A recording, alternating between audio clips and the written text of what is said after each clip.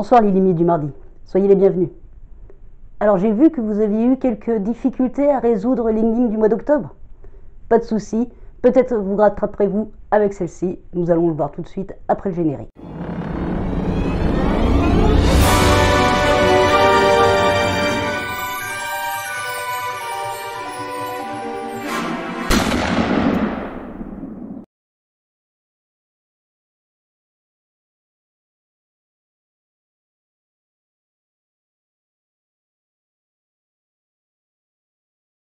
Pour l'enquête de ce soir, nous sommes en mars 1987, dans un petit village du centre de la France. La police a été appelée d'urgence par Madame Larosier. Son mari s'est suicidé dans son bureau. L'inspecteur Martin, qui est arrivé sur place, commence à mener les premières investigations. Le corps se trouve près du bureau, tombé de la chaise. Et le médecin légiste et son équipe sont déjà autour de lui afin de relever les premières constatations. Le médecin légiste lui donne ses conclusions. Il dit qu'il en saura sans doute plus après l'autopsie, mais en attendant, il peut lui affirmer ceci.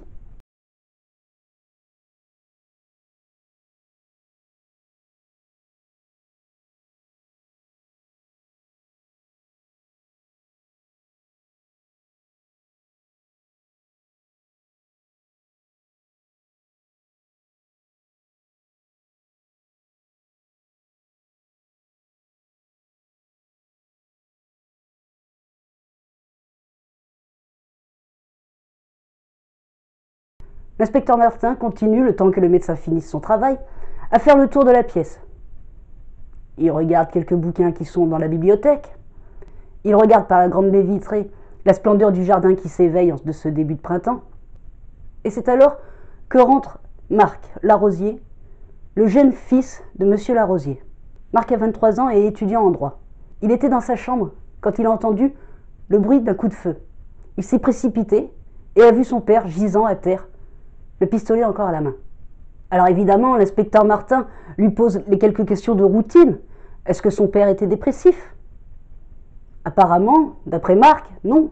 Il n'avait aucun problème. Sa santé mentale et physique était bonne. Il aimait son travail, il aimait sa famille, ses amis, il aimait sortir, inviter des gens chez lui à dîner. En un mot, il aimait la vie, quoi. Tout en écoutant le jeune homme, l'inspecteur Martin se rapproche du corps. Il sort un mouchoir de sa poche et prend le pistolet que tenait encore Monsieur Larosier dans sa main droite. En se relevant, il se retourne vers Marc et lui demande s'il savait que son père était armé. Le jeune homme lui répond que oui, c'était connu. Son père avait eu, pendant un certain temps, une collection d'armes et il en avait gardé quelques-unes tout en ayant revendu la plupart de sa collection. L'inspecteur remercie Marc, il confie l'arme à l'un de ses adjoints et se rend dans le salon pour retrouver Madame Larosier. On voit sur le visage de cette femme la douleur. Cependant, elle reste digne et autorise l'inspecteur à lui poser quelques questions. Le récit de Madame Larosier est simple. Tout l'après-midi, son mari est resté dans son bureau à faire ses comptes. Son fils, Marc, était dans sa chambre à étudier son droit. Et elle, après avoir fait un peu de jardinage, a reçu un coup de téléphone de sa fille qui finit ses études sur Paris. Elle discutait depuis 10 minutes environ quand elle a entendu le coup de feu. Elle s'est précipitée dans le bureau de son mari et a retrouvé Marc. Ce dernier était tremblant et complètement perdu.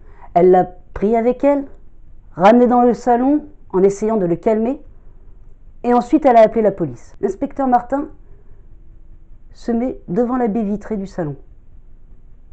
Il regarde dans le jardin,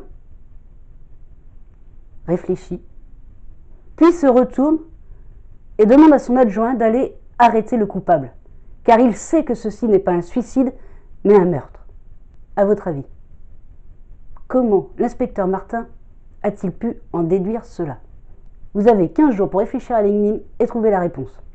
Et voilà l'énigme du mardi pour notre enquête du mois de novembre. J'espère que vos petites cellules grises vont se donner à fond et que vous allez pouvoir me résoudre cette affaire criminelle. Je vous retrouve dans 15 jours pour vous donner la solution. Si vous avez envie de vous abonner, n'hésitez pas, c'est par ici, vous cliquez sur la petite photo qui se trouve là, juste à côté. Si vous voulez d'autres enquêtes, n'hésitez pas non plus, c'est en dessous dans les vidéos suggérées. Je vous souhaite une bonne enquête à toutes et à tous et prenez soin de vous.